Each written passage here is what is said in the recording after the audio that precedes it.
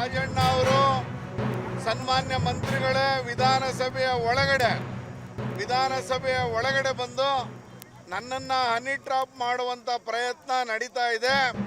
ನನ್ನನ್ನಷ್ಟೇ ಅಲ್ಲ, ಇಡೀ ರಾಜ್ಯದಲ್ಲಿ ಸಿಡಿ ಫ್ಯಾಕ್ಟ್ರಿ ತಯಾರಾಗಿದೆ. ಅದು ಆ ಕಡೆನೂ ಇರ್ಬೋದು, ಈ ಕಡೆನೂ ಇರ್ಬೋದು.